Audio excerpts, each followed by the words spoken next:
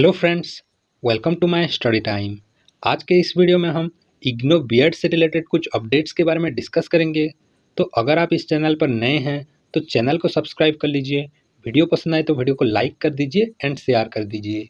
तो चलिए आज का ये वीडियो शुरू करते हैं। तो यहाँ पर आप देख सकते हैं, यहाँ पर एक मेरिट लिस्ट दिया गया है और ये जो मेरिट लिस्ट है ये रीजनल सेंटर भुवनेश्वर का मेरिट लिस्ट है। तो पहले भी एक मेरिट लिस्ट पब्लिश किया गया था और ये जो मेरिट लिस्ट है वो SC, ST and OBC category का मेरिट लिस्ट है। तो इन तीनों कैटेगरी का जो मेरिट लिस्ट है वो पहले भी पब्लिश किया गया था, लेकिन ये जो मेरिट लिस्ट है ये रिवाइज्ड मेरिट लिस्ट है और ये आज ही के दिन पब्लिश किया गया है। ठीक है, तो अगर यहाँ पर आपका नेम है तो आपका सिलेक्शन यहाँ पर हो जाएगा। तो देख सकते हैं यहाँ पर आप जो मेरिट लिस्ट है, सबसे पहले एससी कैटेगरी का यहाँ पर नेम दिया गया है, उसके साथ साथ यहाँ पर जो आपका कैटेगरी दिया गया है और यहाँ पर मार्क्स भी दिया गया है। ठीक है, नीचे अगर आप देखेंगे तो यहाँ पर एससी कैटेगरी के जो वेटिंग लिस्ट है वो भी यहाँ पर दिया गया है। वेटिंग लिस्ट यहाँ आप देख सकते हैं और वेटिंग लिस्ट यहाँ पर 62 मार्क्स से शुरू हुआ है। यहाँ पर आगे आप देख सकते हैं, यहाँ पर C3 कैटेगरी यानी एसटी कैटेगरी के भी यहाँ पर मार्क्स दिए गए हैं। उसके साथ साथ यहाँ पर आपको वेटिंग लिस्ट भी आपको दिखाई देगा। अगर आप नीचे जाएंगे तो नीचे भी यहाँ पर जो ओबीसी कैटेगरी यानी D4B कैटेगरी के जो स्टूडेंट हैं उनका भी यहाँ पर मेरिट लिस्ट आप देख पाएंगे। ये रिवाइज्ड मेरिट लिस्ट है जो आज ही के दिन पब्लिश किया गया है और ये जो मेरिट लिस्ट है ये रीजनल सेंटर भुवनेश्वर का ही है। लेकिन यहाँ पर अगर आप देखेंगे जो मेरिट लिस्ट पब्लिश किया गया है ओबीसी कैटेगरी के लिए यानी D4B कैटेगरी के लिए, यहाँ पर कोई भी वेटिंग लिस्ट नहीं है।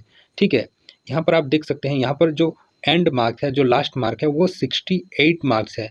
तो पहले भी एक मेरिट लिस्ट पब्लिश किया गया था, वहाँ पर भी कोई वेटिंग लिस्ट नहीं था और ये जो रिवाइज्ड मेरिट लिस्ट पब्लिश किया गया है यहाँ पर भी कोई वेटिंग लिस्ट नहीं है।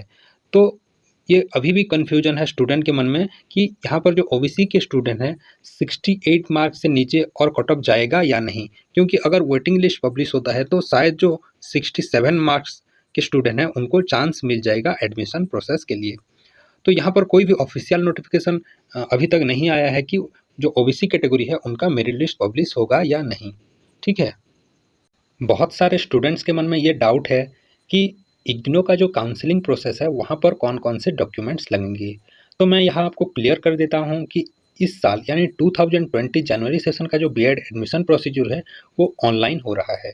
ठीक है, ऑनलाइन यानी आपको एक मेल भेजा जाएगा, उसके जरिए आप स्टडी सेंटर चूज करेंगे, उसके जरिए आप पेमेंट करेंगे और जो 2 इयर्स बीएड प्रोग्राम है उसका जो सब्जेक्ट्स है वो भी आप ऑनलाइन के जरिए चूज करेंगे। यानी आधा जो काउंसलिंग प्रोसीजर है वो यहाँ पर ऑनलाइन के थ्रू ख़त्म हो जाता है।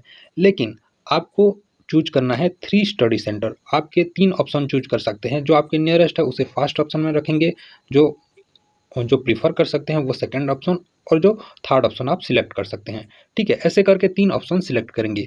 लेकिन पेमेंट करने के बाद भी आपको कौन सा कॉलेज आपका सिलेक्शन हुआ है वो कंफर्मेशन लेटर अभी तक नहीं आया है। जिस भी कॉलेज से आपका कंफर्म हो जाएगा सीट, उस कॉलेज से आपको एक इंटीमेशन लेटर आ जाएगा यानी ज्वाइनिंग लेटर आ जाएगा।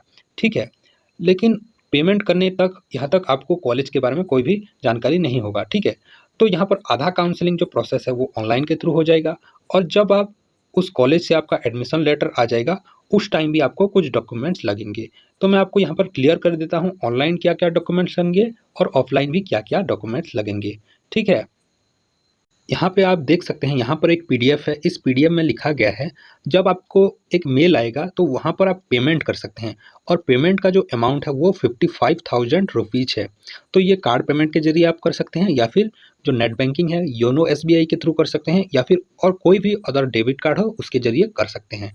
ठीक है, तो जब लिंक आएगा आपको मेल के जरिए, जब लिंक आएगा तो आपको सबसे पहले क्या करना है, वहाँ पर आपको स्टडी सेंटर, ठीक है, स्टडी सेंटर चूज करना है।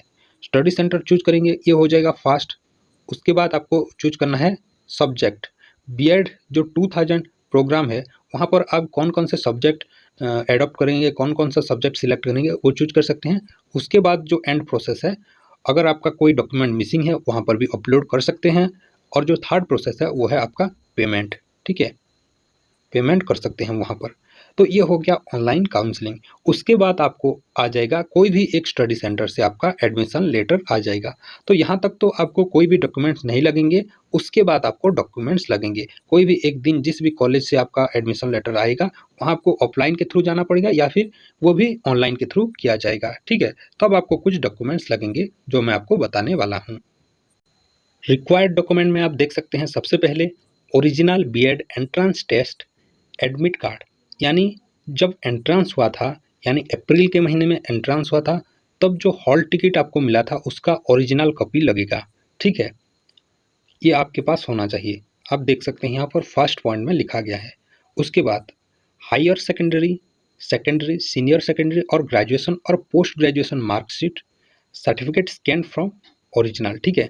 आपका जो सर्टिफिकेट है, जिस सर्टिफिकेट के थ्रू आपने ये एंट्रेंस के लिए एलिजिबल है, यानी आपके पास हायर सेकेंडरी है, ग्रेजुएशन है, जो सर्टिफिकेट है वो आपको लगेंगे, ठीक है। या भी कोई भी इक्विवेलेंट जो सर्टिफिकेट होता है उसका स्कैन कॉपी लगेगा, और ये ऑफलाइन के थ्रू होगा तो उस स्टडी सेंटर में जाके ये आपको सबमिट करने पड़ेंगे, ठीक है।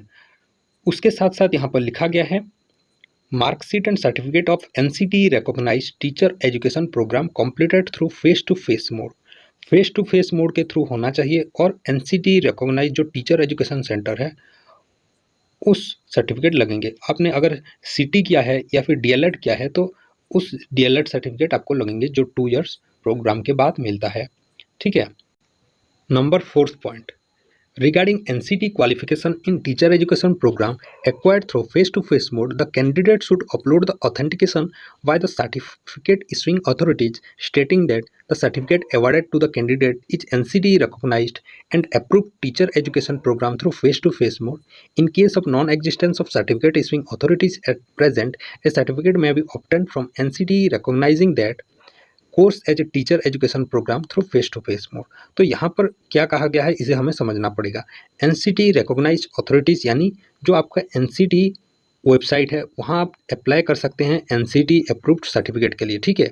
तो अगर आपके पास एनसीटी अप्रूव जो सर्टिफिकेट नहीं है, आप नीचे डिस्क्रिप्शन बॉक्स में जाके वहाँ पर एनसीटी का जो ऑफिशियल वेबसाइट है वो लिंक दिया गया है, वहाँ पर आप एनसीटी रिकॉग्नाइज्ड सर्टिफिकेट के लिए अप्लाई कर सकते हैं।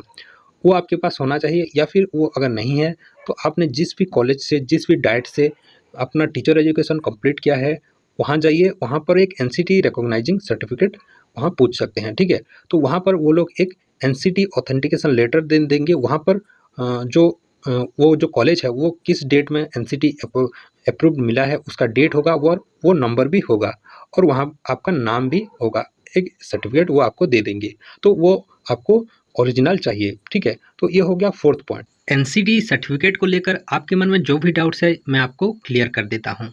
तो यहाँ पर एक स्क्रीनशॉट देख सकते हैं, और ये जो स्क्रीनशॉट है ये 2020 का है, और यहाँ पर एनसीटी रिकॉग्नाइज्ड सर्टिफिकेट के बारे में कहा गया था, a certificate issued by the institution where the candidate has pursued his or her teacher education programme through face to face mode, stating that the institution is recognized for offering the teacher education program through face-to-face mode by NCT, ठीक है। तो यहाँ पर clearly लिखा गया था कि जो NCT सर्टिफिकेट है वो आपको इंस्टीट्यूशन के थ्रू मिलेगा, यानी इंस्टीट्यूशन के थ्रू एक लेटर आपको मिलेगा, और जहाँ पर लिखा होगा कि ये जो इंस्टीट्यूट है ये NCT recognised teacher education programme provide करता है। और सिर्फ यही एक डॉक्यूमेंट्स था जो कि एनसीटी सर्टिफिकेट कहा जाता था, ठीक है। सिर्फ एक डॉक्यूमेंट से आपका ये जो सेकंड पॉइंट है ये क्लियर हो जाता था।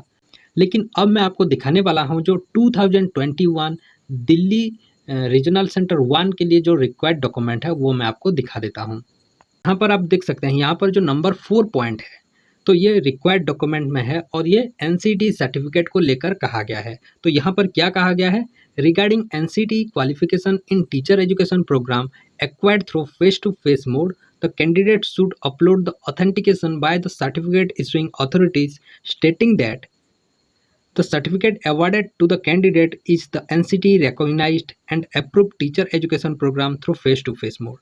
In case of non-existence of certificate issuing authorities at present, a certificate may be obtained from NCT recognizing that course as a teacher education program through face-to-face mode. तो यहाँ पर देख सकते हैं 2020 का जो PDF है एंड 2021 का जो PDF है, दोनों में बहुत अंतर है। तो आपको जो सबसे ख़राब सिचुएशन के लिए भी तैयार रहना होगा, तो आप क्या करेंगे, एनसीटी का जो ऑफिशियल वेबसाइट है वहाँ पर आप जो सर्टिफिकेट वेरिफिकेशन होता है वहाँ पर भी अप्लाई कर लीजिए। वहाँ पर भी आपको एक एनसीटी रिकॉग्नाइज्ड डॉक्यूमेंट्स मिल जाएगा और आप अपना जो टीचर एजुकेशन प्रोग्राम जिस कॉलेज से किया है, जिस भी डाइट से किया है, वहाँ पर भी आप एक ऑथेंटिकेशन लेटर ले आइए। आपको जो सबसे ख़राब सिचुएशन के लिए तैयार रहना है, ठीक है। नंबर 5 में दिया गया है experience certificate if experience is claimed. अगर आप किसी जॉब में हैं जो टीचर ऑलरेडी हैं, तो आपको यहाँ पर एक्सपीरियंस सर्टिफिकेट लगेंगे। उसके बाद नंबर 6 में है if you belong to any of the reserve category SC, ST, OBC, PH, Kashmiri migrant, इन्हीं सब किसी भी रिजर्व कैटेगरी के अंदर आप आते हैं तो आपको उसी रिजर्व कैटेगरी का जो डॉक्यूमेंट्स है वो लगेंगे, ठीक है। जैसे कि ओबीसी सर्टिफिकेट हो गया, नॉन क्रीमी लेयर सर्टिफिकेट हो गया, ये आपको लगेंगे।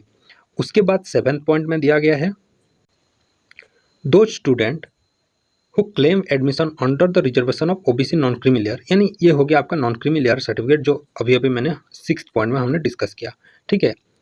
उसके बाद नॉन क्रीमी लेयर जो है वहाँ पर नॉन क्रीमी लेयर के लिए कुछ कैटेगरी होना चाहिए, जैसे कि ये 3 ईयर से ज़्यादा पुराना नहीं होना चाहिए। उसके बाद यहाँ पर और भी कुछ रूल्स दिए गए हैं। नॉन क्रीमी लेयर का जो अर्निंग है वो 8 लाख पर एनम यानी ईयरली 8 लाख से ज़्यादा नहीं होना चाहिए। ये सब कैटेगरी वो फॉलो करने चाहिए, ठीक है। नंबर 8 पॉइंट में दिया गया है certificate of physically handicap student. जो पीएच कैटेगरी के स्टूडेंट हैं उनका जो फिजिकली हैंडीकेप सर्टिफिकेट है वो आपके पास होना चाहिए अगर आप फिजिकली हैंडीकेप के लिए क्लेम करते हैं, ठीक है। नंबर 9 पॉइंट में दिया गया है by the applicants whose name is change after high school. अगर आपने हाई स्कूल के बाद नेम चेंज किया है तो नेम चेंज के रिगार्डिंग जो भी डॉक्यूमेंट्स है वो आपको यहाँ पर लगेंगे, ठीक है। 10th पॉइंट में दिया गया है original certificate from the recognised upper primary, higher और senior secondary school to provide facilities for practical work including internship as per the format as given at page number 65, जो कि आपका प्रोस्पेक्टस में दिया गया है, ठीक है। Of the student handbook and prospectus of BEd programme. तो यहाँ पर ओरिजिनल सर्टिफिकेट लगेंगे क्या, जो इंटर्नशिप है, इंटर्नशिप वर्क है, जो प्रैक्टिकल है वो कंप्लीट करने के लिए जो आपको सर्टिफिकेट लगेंगे वो आपके प्रोस्पेक्टस पेज नंबर 65 में दिया गया है, ठीक है। ये आपको ओरिजिनल लगेंगे और वो उसमें जो principal primary upper primary, secondary और हायर सेकेंडरी स्कूल होना चाहिए, ठीक है। तो वहाँ पर आपको जो स्कैन कॉपी है वो आपको लेके जाना पड़ेगा और वहाँ का जो हाई स्कूल का सील है वो आपको वहाँ पर लगेंगे और प्रिंसिपल का जो सिग्नेचर है वो भी आपको लगेंगे। तो ये जो सर्टिफिकेट है ये आपको अभी काउंसलिंग के टाइम, ऑनलाइन काउंसलिंग के टाइम देना नहीं पड़ेगा। अगर पेमेंट के बाद किसी कॉलेज से आपको एडमिशन लेटर मिल जाता है तो उसी टाइम ये सभी डॉक्यूमेंट्स आपको लगेंगे, ठीक है। और उस टाइम जो एडमिशन लेटर आने के बाद यानी किसी भी कॉलेज आप चूज करेंगे उसी कॉलेज से अगर हो जाता है तो वहाँ पर आपको एक एडमिशन लेटर मिल जाएगा उस कॉलेज के थ्रू, तो तभी ये सारे डॉक्यूमेंट्स लगेंगे। आई होप ये वीडियो आपको इन्फॉर्मेटिव लगा होगा। तो वीडियो पसंद आए तो वीडियो को लाइक कर दीजिए, शेयर कर दीजिए and my study time YouTube channel को सब्सक्राइब कर लीजिए। Thank you.